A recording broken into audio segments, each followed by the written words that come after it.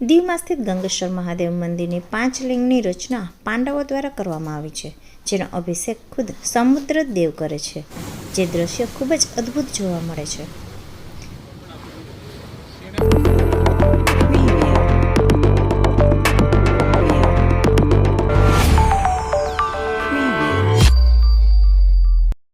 શ્રાવણ માસ દરમિયાન લોકો મહાદેવની આરાધના કરતા હોય છે. દીવમાં પણ ગંગેશ્વર મહાદેવનું મંદિર પ્રખ્યાત છે, જે દીવના ફુદમ ગામે આવેલ ખૂબ જ પ્રાચીન મંદિર છે. તો ચાલો જાણીએ ગંગેશ્વર મહાદેવ વિશે. ગંગેશ્વર મહાદેવનું મંદિર 5000 વર્ષથી પણ વધુ જૂનું છે, જેની રચના પાંડવો દ્વારા કરવામાં આવી છે. 5 પાંડવો વનવાસ દરમિયાન દીવ પણ આવી પહોંચ્યા હોવાની લોકવાયકા છે. તેઓ મહાદેવની પૂજા કર્યા વગર ભોજન ગ્રહણ કરતા નહીં. તેથી અહીં સ્થિત 5 શિવલિંગની સ્થાપના 5 પાંડવોએ તેમના કદ અનુસાર કરી છે અને પૂજા કરી ભોજન કર્યું હતું. ત્યારથી અહીંના 5 પાંડવો રચિત શિવલિંગ પૂજાય છે. આ 5 શિવલિંગ નજીક એક પાણીનો ખાડો હતો. કહેવાય છે કે દરિયાનું ગમે તેટલું ખારું પાણી હોય, પણ તે ખાડામાં મીઠું પાણી જોવા મળે છે. લોકોનું કહેવું છે કે એ ગંગાજળ છે, જેથી પણ આનું નામ ગંગેશ્વર પડ્યું હોવાની માન્યતા છે. આ 5 શિવલિંગને રોજ સમુદ્ર પોતે અભિષેક કરે છે. શ્રાવણ માસ દરમિયાન અહીં ભક્તોની ભીડ જોવા મળે છે અને શિવલિંગને સમુદ્રનો અભિષેક સૌ કોઈ પોતાના મોબાઈલમાં કેદ કરતા નજરે પડે છે. ગંગેશ્વર મહાદેવનું મંદિર સમુદ્ર કિનારે હોવાથી તે ખૂબ જ આકર્ષક લાગે છે. અહીં દેશ વિદેશના પર્યટકો જોવા મળે છે, જેઓ દર્શનનો લાભ લઈને ફોટોગ્રાફી અને સેલ્ફીની પણ મજા માણે છે. અહીં ઘણા રાજનેતાઓ પણ દર્શનાર્થે આવી ચૂક્યા છે. ભૂતપૂર્વ રાષ્ટ્રપતિ પ્રતિભા પાટીલ દીવની મુલાકાત દરમિયાન ગંગેશ્વર મહાદેવના દર્શન કર્યા હતા અને બીજી મુલાકાતમાં તેમણે મહાપૂજાનું આયોજન કર્યું હતું. કહેવાય છે કે એમની કોઈ મનોકામના પૂર્ણ થઈ હોય, જેના કારણે તેને મહાપૂજાનું આયોજન કર્યું હતું. ઘણા લોકોનું કહેવું છે કે ગંગેશ્વર મહાદેવનો ઉલ્લેખ ધાર્મિક ગ્રંથોમાં પણ છે. આ મંદિરમાં વાર તહેવાર ખૂબ જ ધામધૂમથી ઉજવવામાં આવે છે. ગંગેશ્વર મહાદેવ મંદિરના પ્રાંગણમાં ગંગેશ્વર મહાદેવનો ઇતિહાસ પણ જોવા મળે છે.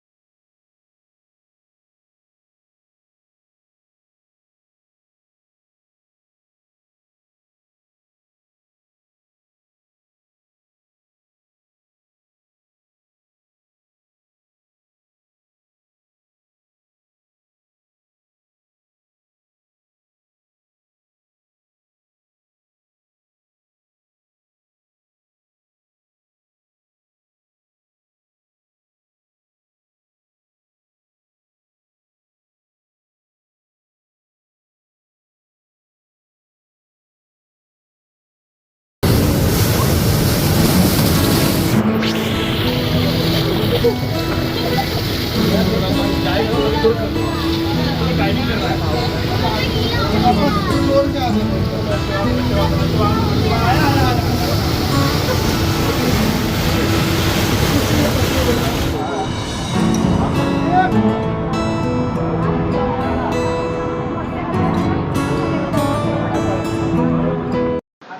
ગંગેશ્વર, જય ભોળાનાથ।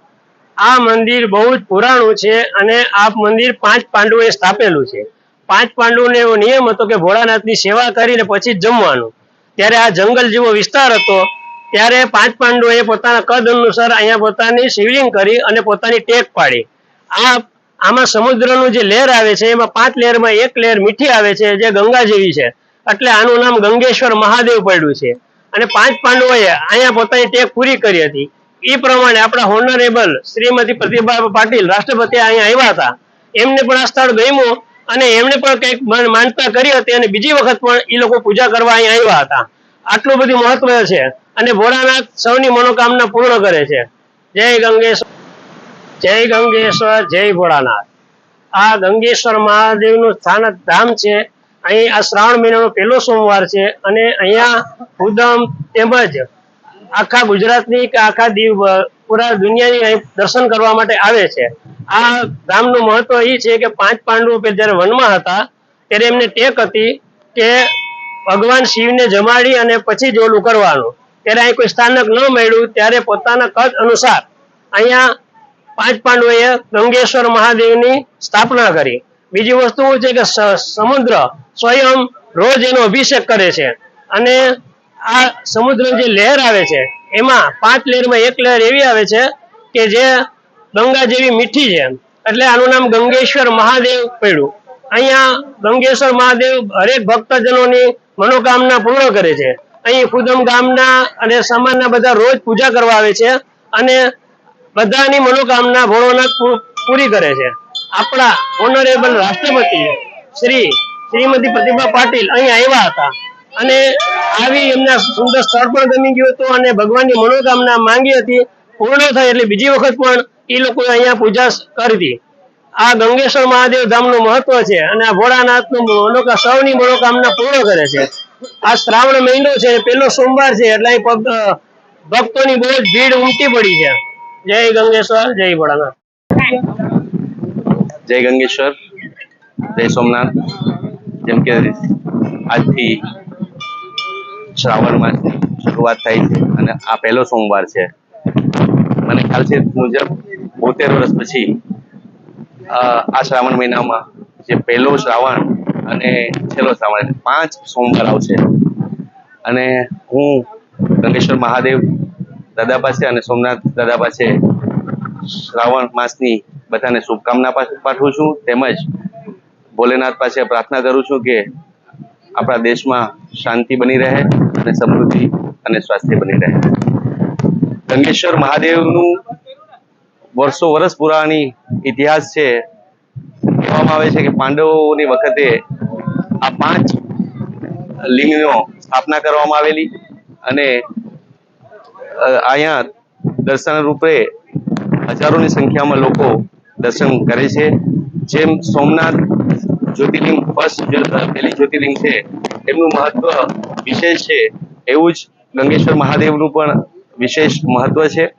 અને આ શ્રાવણ માસની અંદરમાં લોકો દેશ વિદેશથી દર્શન કરવા માટે આવે છે અને પોતાનું જે પણ પેલું હોય શ્રદ્ધા રૂપે અર્પિત કરે છે અને પ્રાર્થના કરે છે। સૌપ્રથમ આ તમને ખબર છે શ્રાવણ માસનું કેટલું મહત્વ છે અને ઉપાસના કરવાથી ગંગેશ્વર મહાદેવ તમારી મનોકામના પૂરી કરે છે અને સુખ અને શાંતિ આપે છે। આનો ઇતિહાસ જેમ અહીંયા લખેલો પણ છે અને બધાને ખબર પણ છે કે પાંડવો વતી આ સ્થાપના કરવામાં આવેલી છે અને આ જ્યોતિર્લિંગ 5 લિંગ છે એ સમુદ્રનું પાણી, સમુદ્ર દેવતા લગભગ 3 થી 4 વખત એના પાણીથી અભિષેક કરે છે અને અત્યારે તમે જોઈ રહ્યા છો હાઈટાઈટ છે, પાણીનો ભરાવ વધારે છે અને હું પણ આખો દર્શન કરી અને વિજય ગયો છું, છતાંય પણ લોકો આ ધાર્મિક જે લોકો છે એ દર્શન રૂપે આવે છે અને દર્શન કરી અને સુખ અને શાંતિ પ્રાપ્ત કરે છે.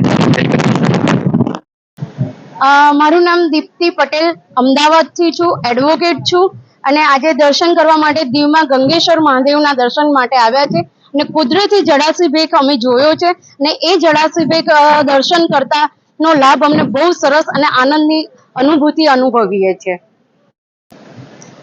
આજે શ્રાવણ માસનો પહેલો સોમવાર છે. અમને એક સોશિયલ મીડિયાના માધ્યમથી ખબર પડેલ કે દીવમાં ગંગેશ્વર મહાદેવનું એક મંદિર છે, જે મંદિરમાં સમુદ્રથી એનું જળાશય ભેટ થાય છે.